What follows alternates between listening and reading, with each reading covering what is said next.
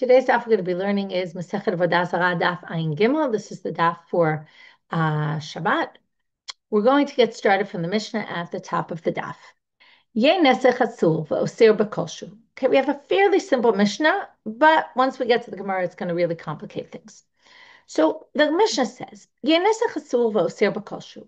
Okay, we know this. Ye nesech, wine that was used as a libation, is forbidden and forbids in any amount. Okay, where is this forbidding in any amount? We're going to see right now. Yayin b'yayin, umayim b'mayim, b'kosher.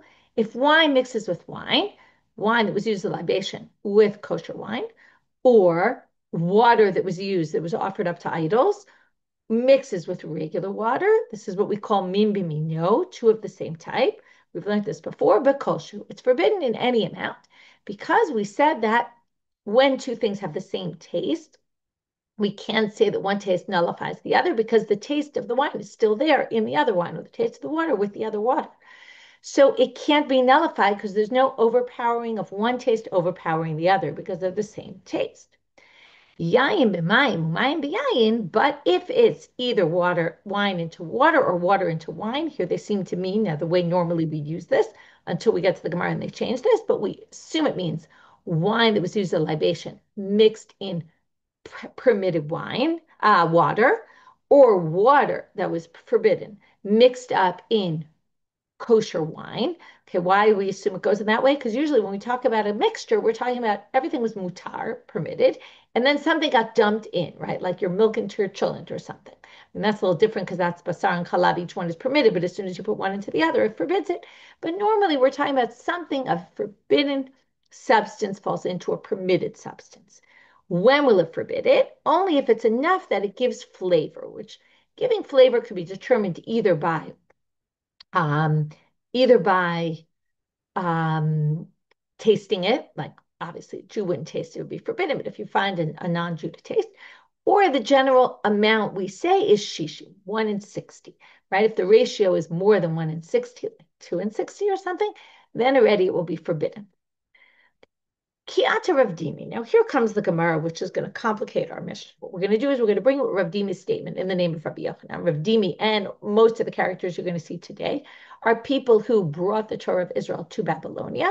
Okay, so they lived in Israel, but then they went to Babylonia. They were called the Nechute because they would go down, the opposite of making Aliyah. They would go down to Babylonia, and they would bring the Torah of the rabbis of Israel. So the first statement we have is Rav Dimi. He says in the name of Rabbi Yochanan, if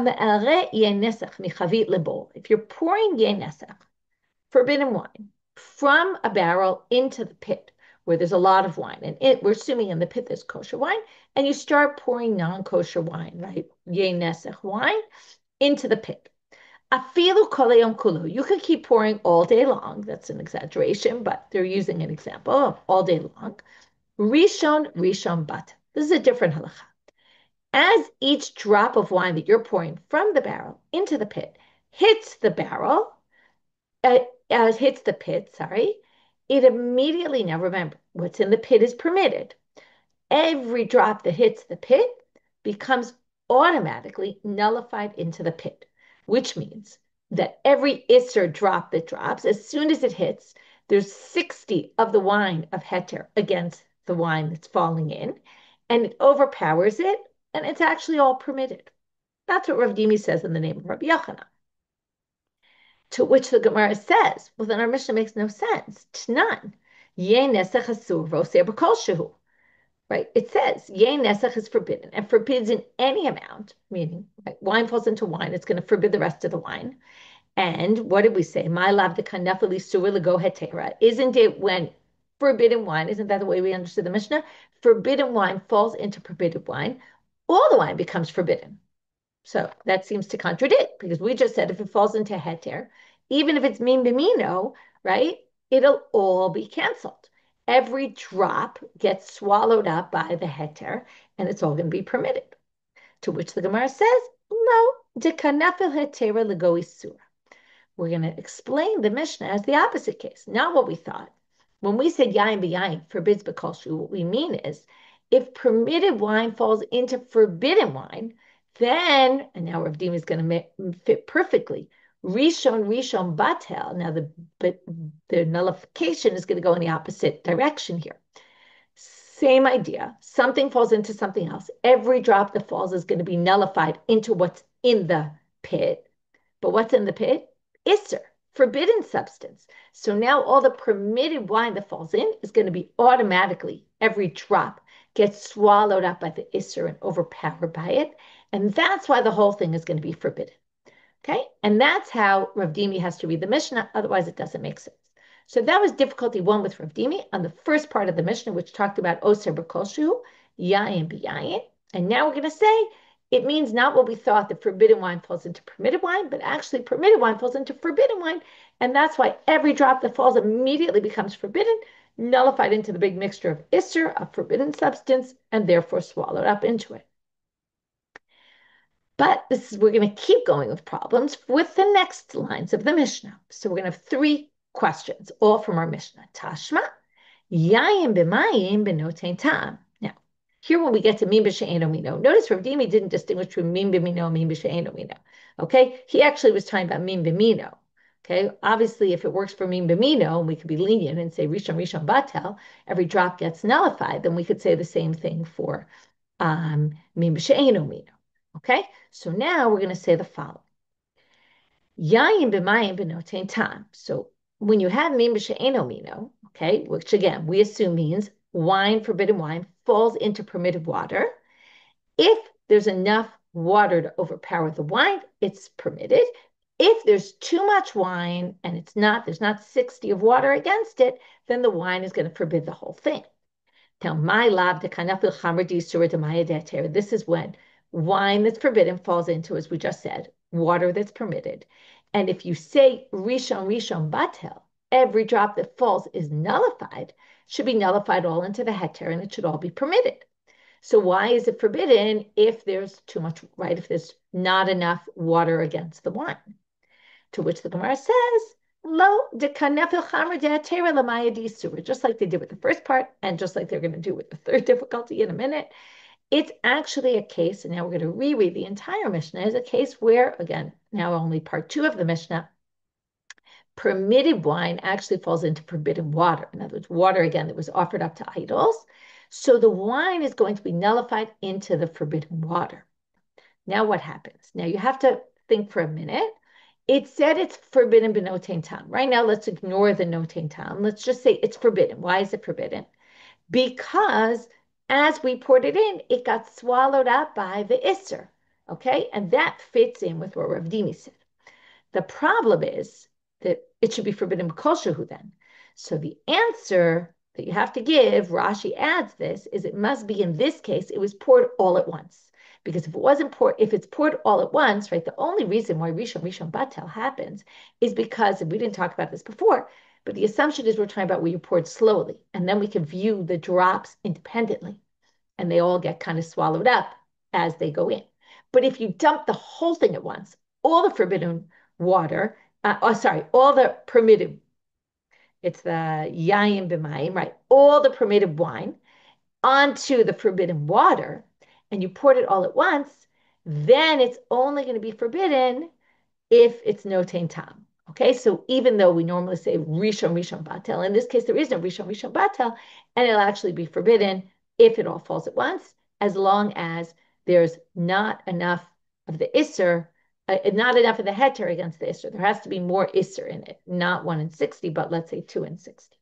Now we're going to move to the third question. And the third question is really very similar to the second question, because the third question is focused on the next words. I just want to remind you of the Mishnah. The Mishnah said, yayin b'mayim umayim b'yayin, wine in water or water in wine b'notein tam. So until now, we talked about the yayin b'mayim, the first case, wine into water, which we thought meant forbidden wine into permitted water. In the end, we said, no, it was permitted wine into forbidden water. So now the Gemara is going to say, well, if you just explain that the water was the forbidden part, and let's jump to the next case. Water in wine, we're going to assume then the water there in the third case, in the next part, is also forbidden water. And then what's going to be the problem? It says water into wine. It's going to be forbidden into permitted. And then we're going to have the case we keep trying to avoid and changing, but now we're going to have Isser into Heter. And then the question is, why isn't it Rishon Rishon Batel? So again, we're going to, and this kind of, you just have to assume that they ignore the fact that we just answered this question in some other way. But anyway, we'll get back there in a minute. So miduresha b'mayadi surah sefa nami b'mayadi surah. Now I'm going to read what I just said outside, inside. Since the resha is water that's forbidden, sefa is also water that's forbidden. And katani seifa. Notice what it says in the seifa. This is just all what I just told you outside. Mayim b'yayin b'notein tam, which means forbidden water falls into permitted wine, which means that according to Rav Dimi, it should be kama batel, rishon rishon batel. Every drop that falls in is going to be nullified. Now, why I say they ignore the previous answer, because they don't say, oh, it all fell bevat achad, like Rashi explains in the previous, right? If Rashi's right that we just said, well, the whole thing fell all at once and there isn't Rishon Batel. Well, they're ignoring that for right now because it's as if like they didn't really hear the last answer. What they heard of the last answer was, well, we just changed the mayim. We thought the mayim was the permitted substance. Now we see the mayim is the forbidden. Then we're going to assume the water in the next line is also forbidden. And then we're going to have Isra into Heter. And that doesn't fit with Rav Dimi. So and that's what we keep saying in every single answer now. And this is the third difficulty we raised. We now answer the same thing, which is no. Don't think the Mishna is talking about forbidden something falls into permitted. Where there, maybe we would say Rishon Batel. But the whole Mishna is talking about permitted falls into forbidden. I want to just point out something really important, which I didn't mention before, which I should have really, which is what's the whole premise of forbidden being at the bottom or permitted being at the bottom? And why is it Rishon Batel, that it gets absorbed into the bottom? Because the assumption is that what's standing and stationary, that has more strength to it, right? So if you're pouring something into something else, what's at the bottom is going to have more power to overcome the other thing, because that's not moving. And that's a certain premise that this sugya is built upon. And if it was heter at the bottom, it would actually be permitted. But they're going to say, right? So again, since Rav Dimi is going to say the homish is heter in Isura. Now, we said, but if the water was forbidden in the first part, wouldn't we assume it's forbidden in the second part? No. Reisha de kanafa, when it says yayin b'mayim, it means permitted wine into forbidden water. And when it says mayim b'yayin, it means permitted water into forbidden wine. We swap which one's permitted, which one's forbidden, okay, as we swap the direction. Because again, we always want to have it heter into isser, and that will explain why it's forbidden b'notein tam. As again, you have to sort of neutralize forbidden. That's why it's forbidden. Why only b'notein tam? Well, only b'notein tam because it all fell at once. Okay, so that's what we're going to read inside now. So Reisha de kanafel chamer de atera l'mayid isura. So the first part is talking about wine into water, and Sefer de kanafel mayid de atera l'chamer isura. And the second part is when mayim of heter falls into wine that was forbidden. And then both cases, the forbidden thing is at the bottom. That's why it's forbidden.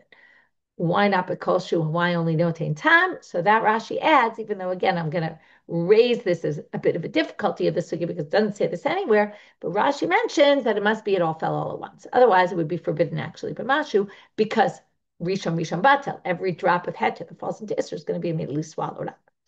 Okay, that was all Rav Dimi in the name of Rabbi Yochanan who brought this big chidush of rishon batel. Every drop that falls in, if you, now assuming, now we learned that if you do it slowly, every drop is nullified. If you do it all at once, then we don't view it like that. Ki ata Rav Yitzchak bar Yosef am Rabbi Yochanan. Now we move to the second person who brings the statement of Rabbi Yochanan from Babylonia. He comes from Israel, he goes to Babylonia, and he says, this is what Rabbi Yochanan said. And he has a minor variation, or maybe not so minor, what Rav Dimi said in the name of Rabbi Yochanan.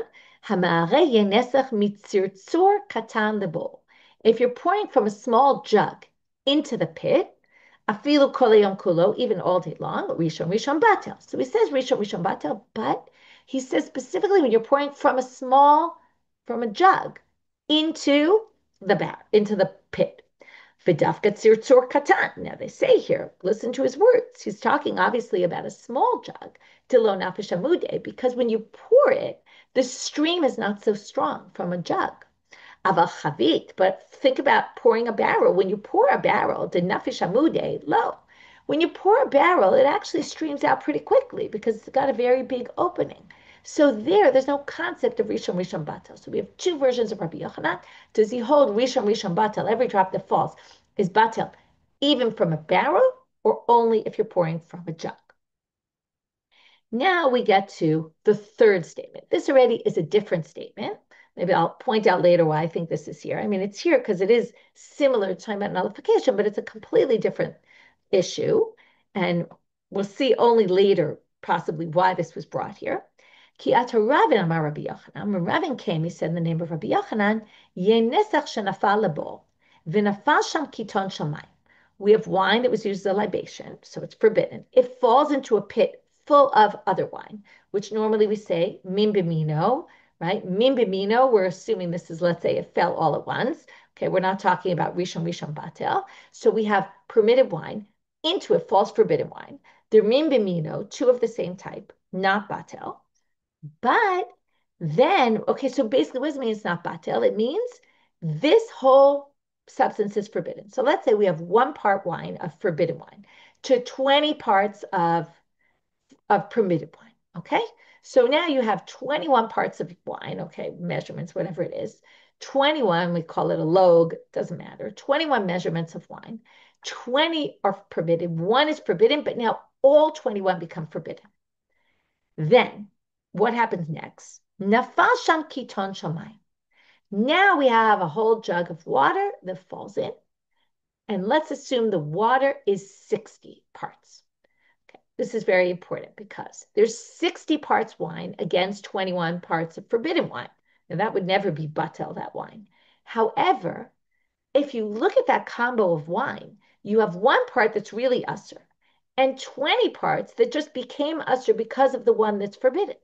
So does the 60 of the water that now falls in, does that now that's min b'she'eno mino, that to the wine is 2 different types. And it's, again, the wine to the rest of the wine, the forbidden and permitted is min b'mino. That forbids b'kolshu, any amount. But if it's water to wine, that's 2 different types. So the water theoretically could overpower the wine. So according to what Rav Yitzchak bar Yosef says in the name of, Ravin says in the name of Rabbi Yochanan,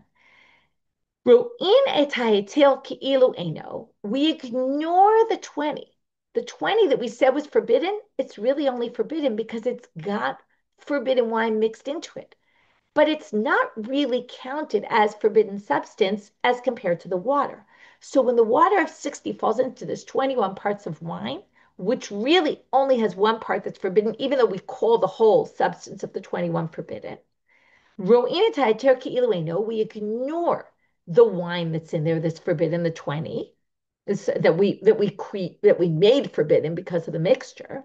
Okay. And now, if you ignore that wine that was originally permitted, that only became forbidden because of the one of wine that was mixed in with it, we ignore it. And now, if we ignore it, what are we left with? 1 part wine that's forbidden, 60 parts water that's permitted, overpowers it, right? And we're good. And then you can drink that whole substance. So even though the wine temporarily became forbidden, it really was forbidden only because of the forbidden wine that was mixed in. It was forbidden as what we call a tarovet, as a mixture that had some sort of ester substance in it, but it didn't really become completely forbidden that if water was to fall in, we would need shishim against the whole 21. No, you don't. Okay, it's enough to have shishim against the one of wine. Okay, that's what we said right now. However, Ki'ata Rav Shmuel bar Yehuda Amar Rabbi Yochanan comes our 4th nichute, as we call them, person who came from Eretz Israel to Babylonia and said, no. What Rabin said, Lo Shanu Ela, when Rabbi Yochanan said that he only meant Shenafal Kiton Shamayim Tchila. That's only if first you have water, then you had forbidden wine that fell into the water, 1 to 60. It was nullified in that mixture. Avalonafal kiton shamayim tchila, and then the other wine fell in. Okay, the 20 permitted wine. Then Rabbi Yochanan agrees that the water already overpowered the wine, so we don't say, oh well, now mino fell in. Well, it's not batel, and you need water against the whole thing. Aval, Lo nafal shel kiton shamayim tchila, but if it was first wine into wine, like we said before, matzah minim mino v'ne'ol.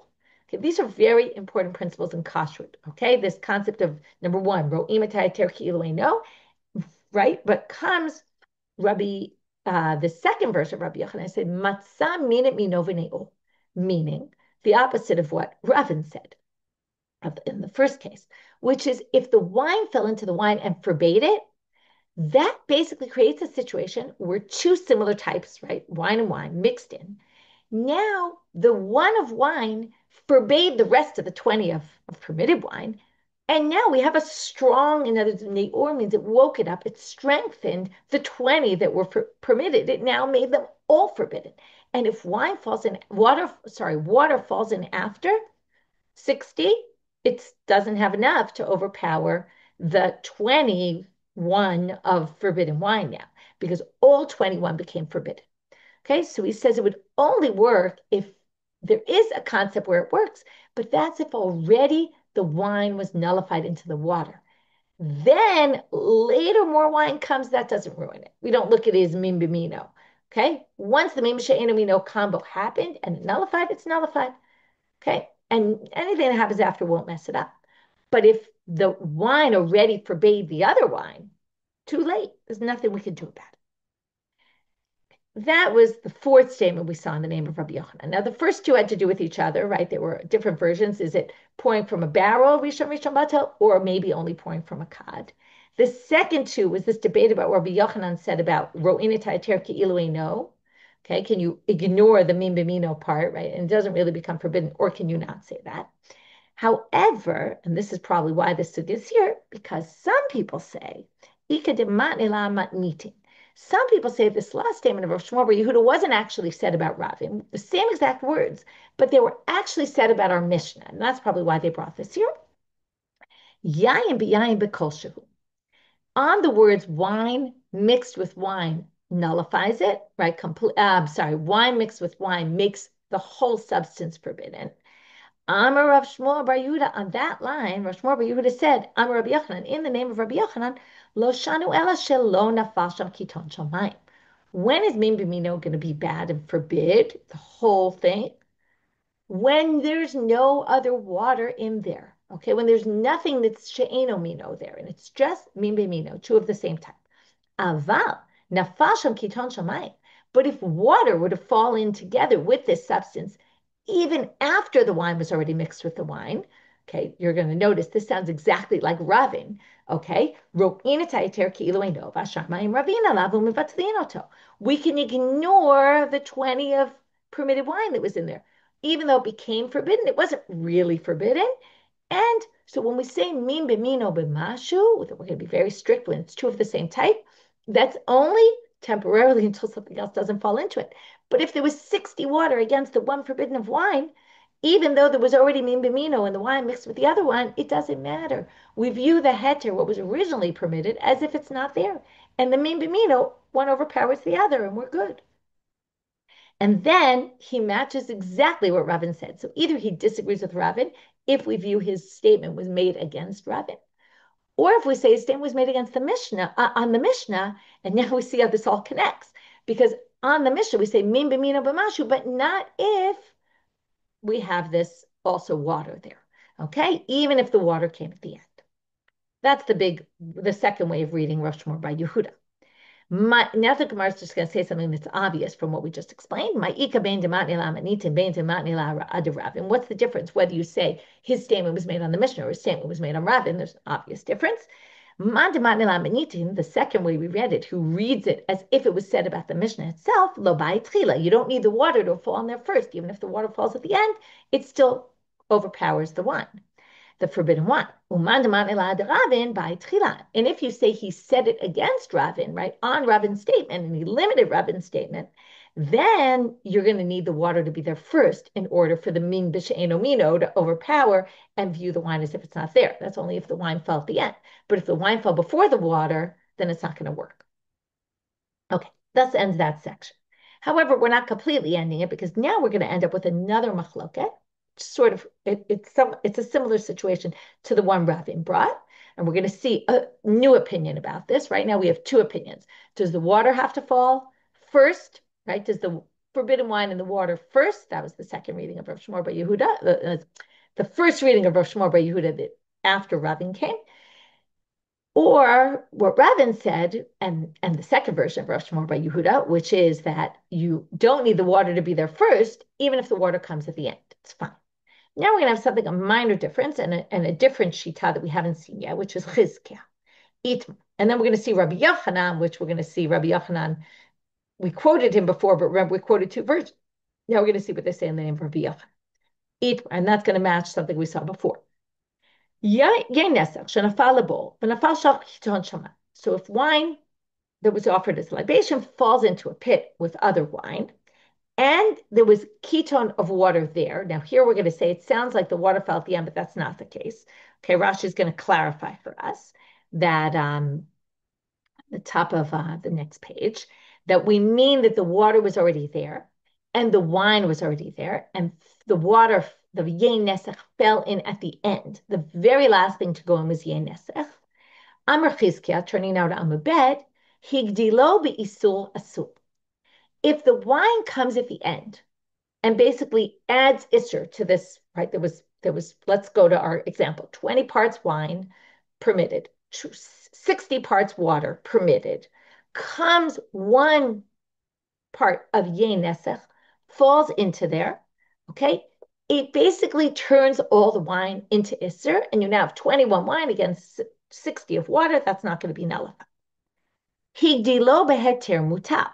But if you started with wine that was forbidden, mixed in with water, and then you added wine at the end that was permitted, okay, so you had 60 of water against 1 of wine, and then you added 20 more of, right, against the forbidden wine, and then you added 20 more of the good wine, the kosher wine, well, that's going to add heter, right? It was already mutar because it was already nullified, and then you add, even though there's wine and wine, it doesn't turn to become forbidden in that case.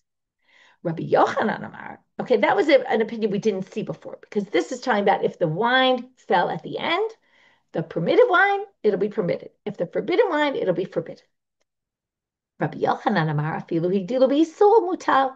Rabbi Yochanan said, even if you add yayin nesech at the end, it's totally fine. Why? That matches what Ravin said about him before, because you have wine and water. The truth is this matches either version, because you have wine and water that were all permitted.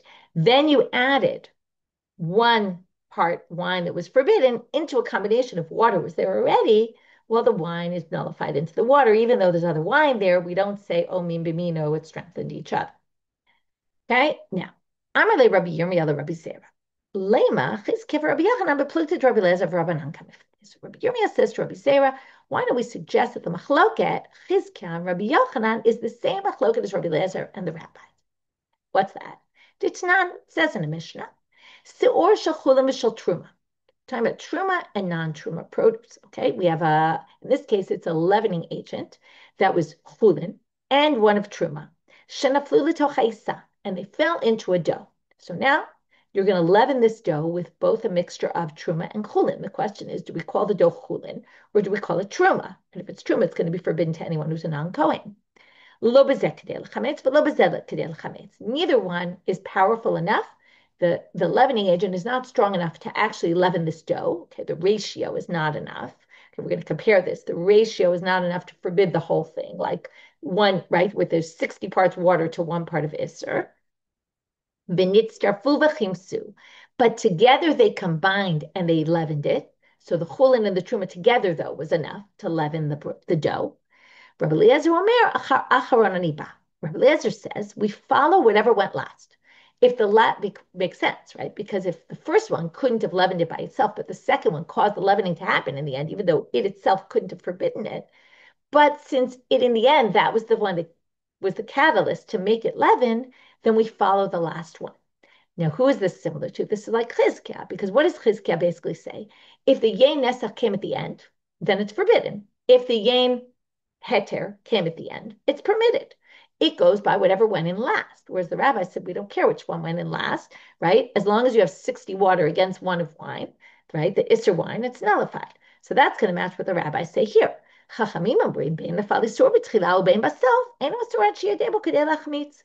It doesn't matter whether the chulin came first or the truma came first. It doesn't really matter, or which came last. It all matters, did it have enough to leaven it on its own? Now, since the truma was not enough to leaven on its own, we're going to permit it. Same thing with our mixture. Since there wasn't enough of Isser to give flavor, because in the end there might have been enough wine to give flavor, but 20 of the wine was not forbidden. Only one was forbidden. It's not enough to give flavor into the 60 of water, therefore it's not forbidden. Okay, it sounds the same, but it's not really, we're going to see, but it's similar. So now the response of Rabbi Zarah to Rabbi Yirmiyah. Rabbi Zarah was Rabbi Yirmiyah's was his main rabbi. Rabbi Zarah responds to Rabbi Yirmiyah and says, "V'tizbra, do you really think so?" V'hamar Abaye, didn't Abaye say lo shanu ela shekadam v'silek etaisu? Abaye says that when Rabbi Eliezer permits, Rabbi Eliezer only permits if you took out, in the case where he said achar acharon, and the last one was the leavening agent of the chulin, that's only going to work. It's only going to be permitted if you took out the truma. But if you didn't take out the leavening agent of truma, asul, even Rabbi Eliezer is going to forbid it. Rabbi Eliezer is going to even forbid in that case. So now Chizkiah Damar command. Chizkiah matches no opinion. Why is that? Because Chizkiah is going to say that if, according to Rabbi Eliezer, she's not going to fit with Rabbi Eliezer, because when does Rabbi Eliezer is going to forbid if you if you took the truma out. Okay, he's going to permit it in that case. But if you leave the truma in, it's going to be forbidden. Now, the Chizkiah says, even if you leave it in, the original, right, the yayin nesech falls in first, and then the heter falls in after. The case where Chizkiah permits, actually, we're going to say that when Chizkiah permits, he permits even when you leave the original yayin nesech there. That doesn't match Rabbi Eliezer. And he's also not going to fit like the Chachamim, because the case where Chizkiah forbids doesn't match the rabbis either. Because when does Chizkiah forbid? With the yayin nesech wine at the end, even though it doesn't have enough of Isser in there because there's 60 of water against it. And yet, the rabbis are going to say, even right in the end, it's not going to be forbidden unless it's only going to be forbidden when it has kedei lachmitz. And I think, let me just make sure I said this right. And Chizkiah forbids even if it doesn't have enough kedei lesor, right? That's what I said. Even if there isn't 60 against it, if there is 60 against it, it doesn't matter. It's still going to be forbidden if that's the one that went live. So Chizkiah matches nobody's opinion. So you can't say that that's the machloket. The machloket matches up, and Chizkiah matches Rabbi Eliezer, and the rabbis match Rabbi Yochanan, because Chizkiah can't fit with anybody really, based on Abaye's explanation of Rabbi Eliezer.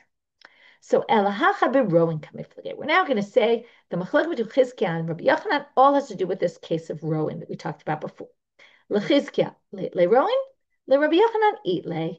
Chizkiah doesn't say ro'in etai ter ki'ilu no. He just doesn't think that there's any concept of let's just ignore. Okay? He says if there was wine and water in there, and the wine that was forbidden comes in later, you can't just ignore the mino issue. The wine mixes up the wine and makes it usher. And the Rabbi Yochanan, Rabbi Yochanan says you can say ro'in. That's the whole basis of Rabbi Yochanan's opinion that we saw before.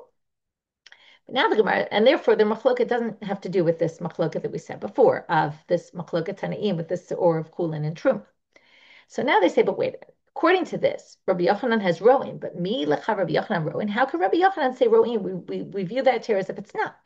V'habai mine Rabbi Asi Rabbi Yochanan. Rabbi Asi asked Rabbi Yochanan the following question, which would match up exactly with ro'in, and we're going to see that Rabbi Yochanan didn't answer the question. And if ro'in works, Rabbi Yochanan should have answered ro'in. It's going to be very easy here to understand. Shnei kosod, echad shel chulin ve'echad shel truma. We have 2 cups of wine. One was chulin, one was truma, of the concentrate of wine. If you remember, they would dilute it.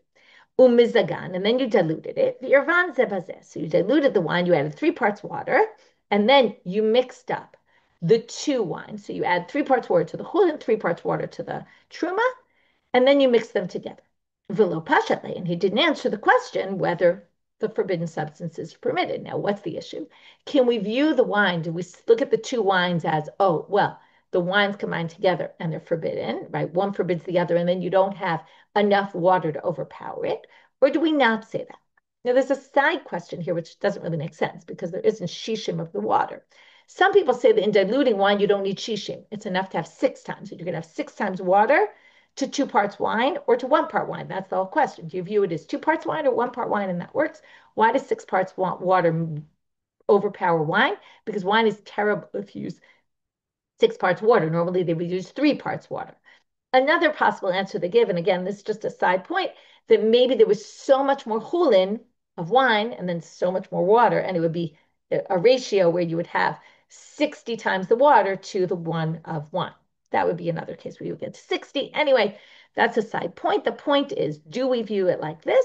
Below pashale. And he didn't answer. Now, if you say we view it as if it's not there, then he should have said that. So the Gemara answers me, Karlo pashale levasov pashale. He didn't know it at the time, but later when he came up with this approach, then he would know the answer. But this happened before. And in fact, to support that, in Barnami, it was said that Amar Rabbi Ami, Amar Rabbi Yochanan, the Rabbi Ami passed down to Rabbi Yochanan, the Amar Rabbi Asi, Amar Rabbi Yochanan, maybe Rabbi Asi said, where Rabbi Yochanan later actually did give that exact halacha here. Shnei koso. אחד של חולין, אחד של תרומה, מזגם בערבן זה בזה, רואים את ההיתר כאילו אינו, והשאר מים רבים עליו ומבטלים אותו. So you had these 2 cups, one of wine, one of chulin, one of truma. You had these 2 cups of wine. We poured, right, we diluted them both with water, and then they got combined with each other. You can view the heter wine as if it's not there, and the water can come and overpower the wine isser and cancel it out. Okay, and then that shows Rabbi Yochanan really did hold rowing. Okay, I'm going to review this before we get to the end. The end of the daf was super easy, and the beginning of the daf was not so easy. So let's review right now. So hold this point, and then we'll move on.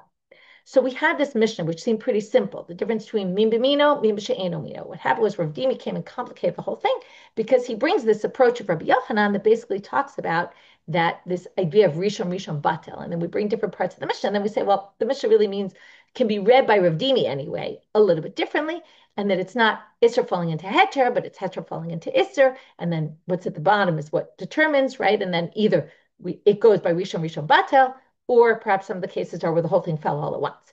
Then we have the second statement in the name of Rabbi Yochanan that wasn't if you pour from a barrel into a pit, but actually only if you pour from a jug into a pit, or we're going to say each drop gets swallowed up. Then we had this statement of Ravine and of Rav Shmuel. Rav Shmuel, we weren't sure if he said on Rabbin or he said it on the Mishnah, but then that got us into the whole issue of rowing. Do we have this concept of rowing if you have water and we have mino and mino all together, depending on the order, and we had all different opinions about which order and what was determining. And then we got into Chizkiah, which was this third opinion about it. Do we view this heter as if it's not there? Right? The other wine, does it not really become completely forbidden? And the water could actually overpower the wine or not. That seems to be the basic distinction, although we have some minor distinctions within that. Okay, that's the basic idea. Now we're going to go to the end of the Mishnah, where the Mishnah said, Zaklal, this is the rule. Min b'mino b'mashu, shelo b'mino b'notein tam, right? So we distinguish between 2 of the same type and 2 of different types. Is it mashu, or is it b'notein tam, depending on the situation? Rav Shmuel, now, notice the Mishnah was talking about yayin nesech, and then it said, and this is a general rule. So it doesn't mean it's general rule. Well, Rav and Shmuel, the Amar Travayu, kol isurin sheb'torah b'minam b'mashu, shelo b'minam b'notein tam. So Rav and Shmuel basically say, we're going to have a machlokah between them, the rabbis in Babylonia, versus Rish Lakish and Rabbi Yochanan in Eretz Yisrael.